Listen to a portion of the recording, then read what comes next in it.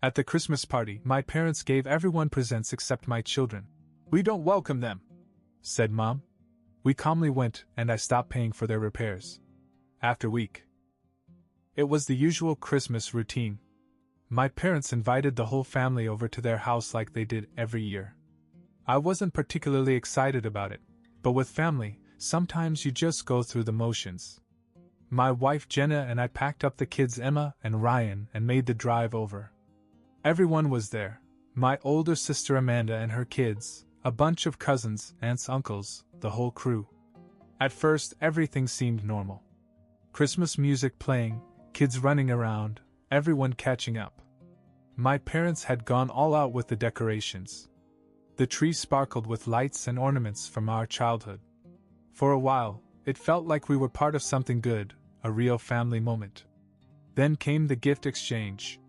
The kids were excited. Especially Emma, she's 6, so she still believes in all that magic. I saw her eyes light up every time a cousin ripped through the wrapping paper. The gifts kept coming, one after another. Amanda's kids got brand new tablets. The cousins' kids got bikes and games and drones. One of my uncles even got a watch. Then silence. Jenna and I waited, but nothing came for our kids.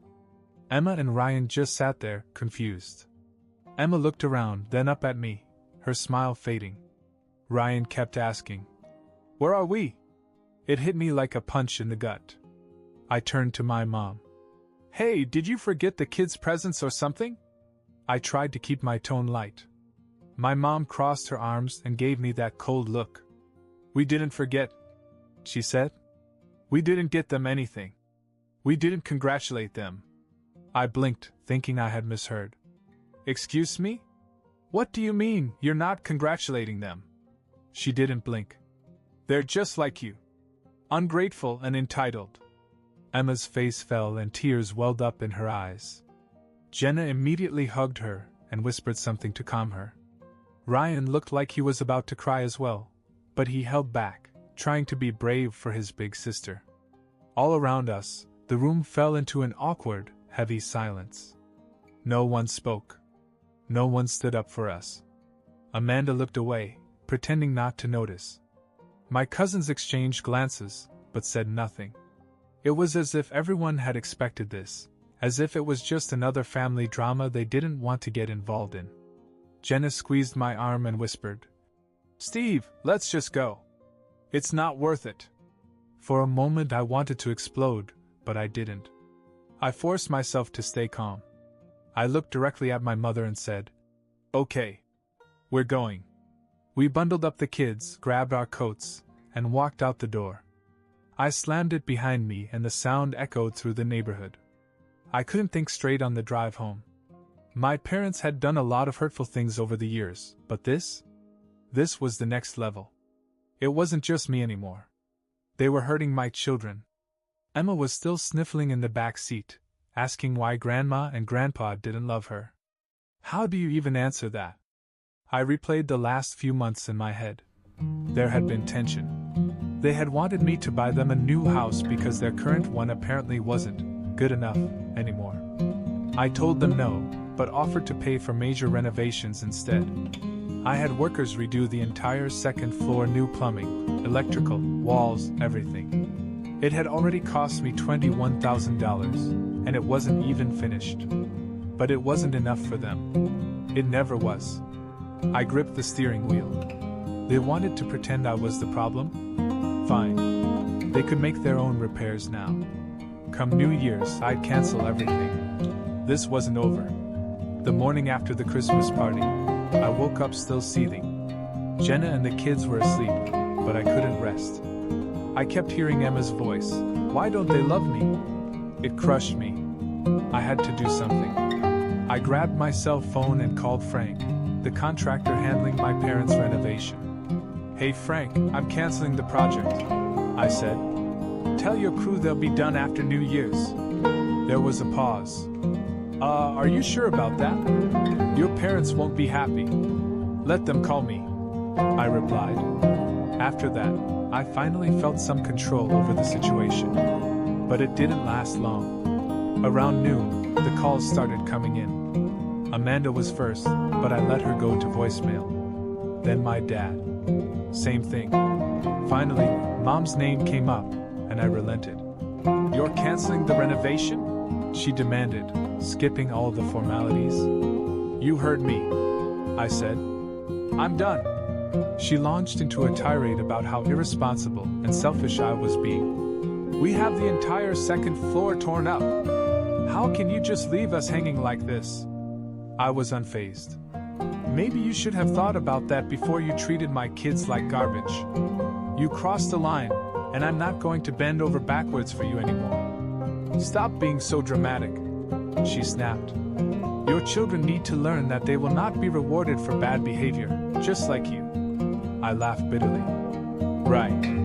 Teaching them a lesson by humiliating them on Christmas. Real classy. Goodbye, Mom." I hung up. In the evening, Amanda showed up at the house, which took me by surprise. I opened the door and saw that she wasn't there for a friendly visit. "You can't just leave her like that, Steve," she said, walking in without waiting for an invitation. I sighed. "Oh, here we go. Let me guess you're here to tell me to listen to them, right? I'm here because they're freaking out. The second floor is uninhabitable and they don't know what to do." "Not my problem," I said. "You saw what they did to Emma and Ryan. They crossed the line." Amanda hesitated for a moment. "Look, I know it was harsh, but that's just Mom. She doesn't mean half the things she says." "Not good enough," I shot back. "They're your parents too, Amanda. But you're the golden child. They helped you through your divorce, but all I get is demands and insults. I've been paying for these renovations. Over 20 grand already, and they still act like I owe them everything." Amanda sighed. "They're set in their ways, Steve. You have to be the bigger person." "I'm done being the bigger person," I said firmly. We stared at each other in silence. Finally, she gave up, shook her head, and left. A few days later, I got a surprise from another corner of the family. Chris, one of my cousins, called me out of the blue. "Hey man, I heard about what happened," he said. "I just wanted to check in. That's pretty fucked up what they did to your kids." I didn't expect him to take my side. "Yeah, it was brutal. I'm done with them. Honestly, I don't blame you. They've been pulling this crap for years. My mom told me that your parents think you owe them for everything they did for you when you were younger. But man, you've already paid that debt and then some." It felt good to hear someone else say that. Over the next few days, more cousins came forward with similar sentiments. Apparently my parents had been gossiping about me for a while, but not everyone was buying their version of the story. Then Amanda stirred things up again. This time she brought in some of our aunts and uncles and turned it into a full-blown family debate. Half the family thought I was right to stand my ground, while others, especially those closer to my parents, argued that I was being vindictive. The pressure was mounting, but I wasn't about to back down. The lines were being drawn. It didn't take long for my parents to escalate things. A few days after Amanda's visit, my dad called me. For a moment, I thought he was calling to apologize. Maybe there was a shred of decency left in him. But I was wrong. "We need to talk," he said. His voice was cold, almost rehearsed. "About what?" I asked, already knowing where this was going. "The renovations. You can't just leave us like this. We need you to get things back on track." I sighed. "I already told Mom. I'm done. You can hire someone else." Dad didn't take the bait. He remained eerily calm. "If you go through with this, there will be consequences, Steve." "Consequences?" I repeated in disbelief. "Yes," he said. "You think you can disrespect your family like this without consequences? Fine. If you're not going to take responsibility, we're not going to be a part of your life. And that includes Emma and Ryan. You want to play hardball? We'll disown them." For a few seconds I couldn't even answer. Did he really just say that? Disown my children, their own grandchildren, because I wouldn't keep spending money on them? "That's your play?" I finally said, my voice dangerously calm. "You're going to punish two innocent children to get back at me?" You think that'll make me back down? It's not a threat, Steve. It's a reality, he replied coldly. We're rewriting the will. You and your kids won't get a dime from this family. I laughed bitterly. Oh, so this is about money now? You think I care about your will? I'm the one who paid for everything, your house, your renovations. What do you think I want from you anyway? You'll regret this, he said before hanging up. That was it. They'd crossed the last line. If they wanted to turn this into a war, I was ready to fight. The next morning I acted. There was one thing I had leverage over, the joint account I'd opened years ago to help my parents manage their expenses. I'd put a lot of my own money into it over time, money they'd used without a second thought. I logged into the account, transferred the entire balance to my personal account, and closed it. It wasn't an impulsive decision. That money was mine, and I wasn't going to let them use it as a weapon against me. Within hours, the fallout began. My mother called, and for once she didn't sound cold and angry. She sounded panicked. Steve, what did you do? I took my money back, I said matter-of-factly. Why, you can't just take it all? That account was for the family. No, Mom, I corrected her. That account was my money. I opened it to help you, but I'm done being your bank. You wanted me out of your life, didn't you? Well, congratulations. Now you're on your own, she stammered, trying to find the right words. You don't understand. We have bills to pay. The contractors, Not my problem. I cut in. Figure it out. I hung up, and it wasn't long before Amanda called again. Steve, you're making it worse, she said. Mom's crying. Dad's furious. They say you emptied the bank account. Yep. And I'm not putting a dime back in, I replied. Come on, Amanda sighed. They're scared, Steve. They don't know how they're going to finish the repairs. Maybe they should have thought about that before they threatened to disown my kids, I said sharply. Amanda was silent for a moment. They said that? Yes. That's how far they're willing to go to get their way. Do you still think I should listen to them? She didn't have an answer. Finally, she just mumbled something about talking to our parents and hung up. The next day I heard from Chris again. He talked to some of our other cousins, and apparently the story was spreading fast. Most of them were now on my side. They saw how toxic things had become, and were disgusted with how my parents were acting. Dude, you're a legend, Chris said over the phone. You're finally standing up to them, and honestly, it's about time. But not everyone saw it that way. Some of the older relatives, especially those who relied on my parents for favors, began to turn against me. I received a passive-aggressive message from Aunt Carol saying that I was tearing the family apart, and that I needed to make peace for the sake of the children. Funny how no one cared about my children on Christmas, I thought bitterly. This wasn't just a family argument anymore. It was turning into a full-blown civil war, and I wasn't backing down. The tension reached a breaking point when my father left me a voicemail that evening. You've done enough damage, Steve, he growled in the recording. You think you're going to make us suffer? We'll see how you like it when the whole family knows what kind of man you are.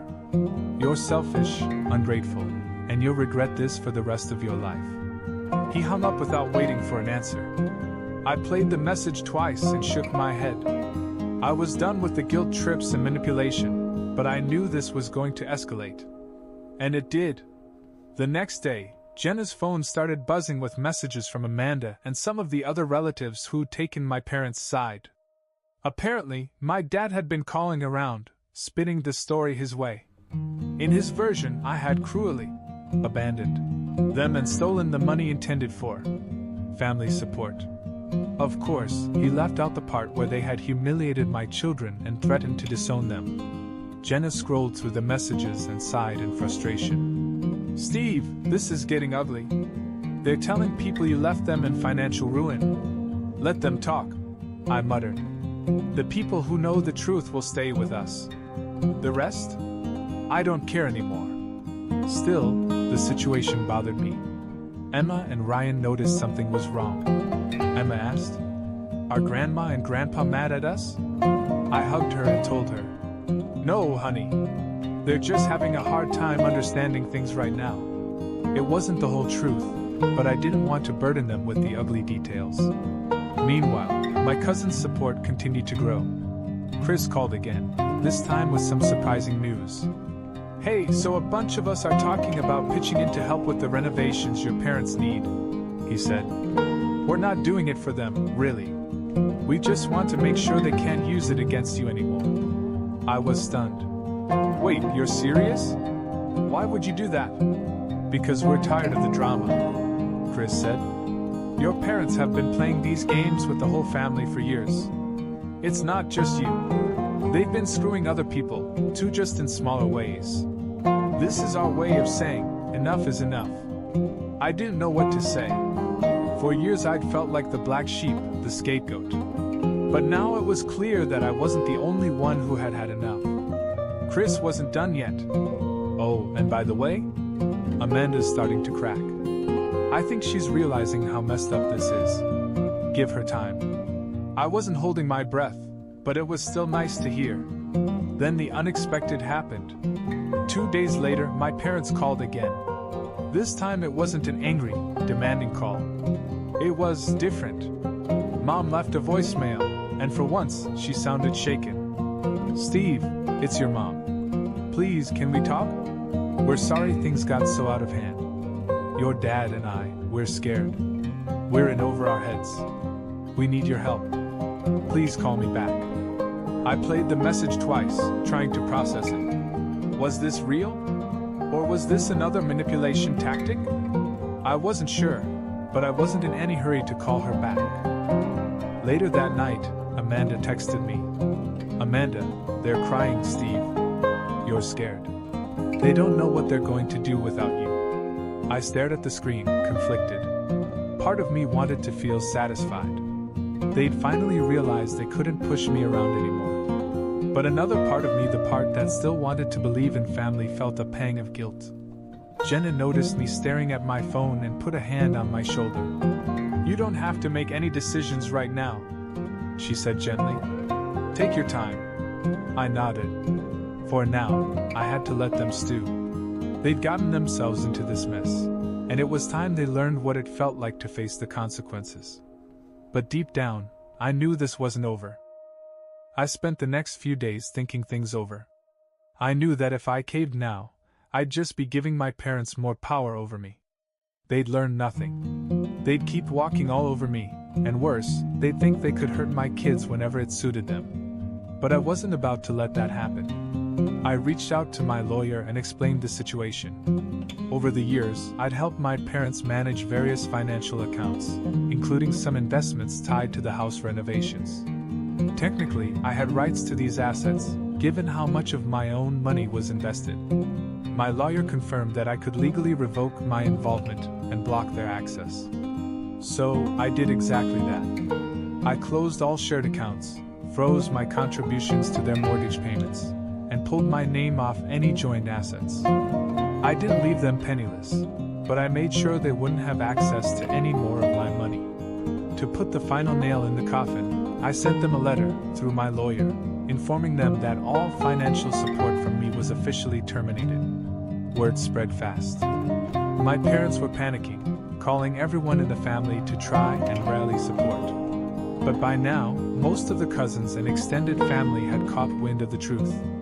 People like Chris, who had quietly endured my parents' manipulations for years, were openly siding with me. Even Amanda, who had tried to stay loyal to our parents, found herself increasingly isolated. The turning point came when she discovered that my parents had threatened to disown my kids.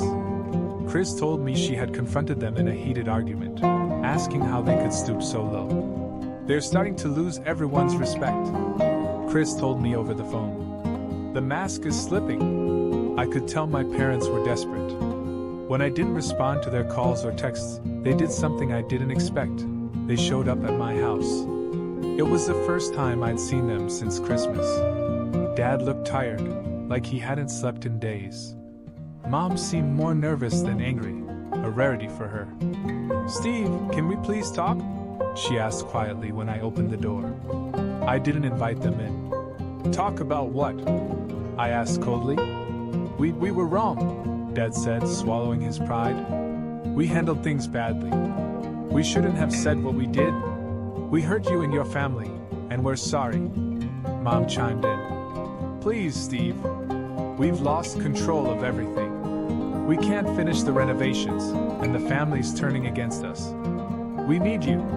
I crossed my arms. Now you need me? After years of treating me like a second-class son? After making my kids cry on Christmas and threatening to cut them out of the family? They both winced. For once, they had no excuses. We were wrong, Mom repeated softly. We're asking for forgiveness. Forgiveness? I said, shaking my head. You're only here because you've hit rock bottom. You're not sorry for what you did. You're sorry it didn't work out the way you wanted. And honestly, it's too late. Dad's face tightened. Steve, don't do this. We're family. No, I replied firmly.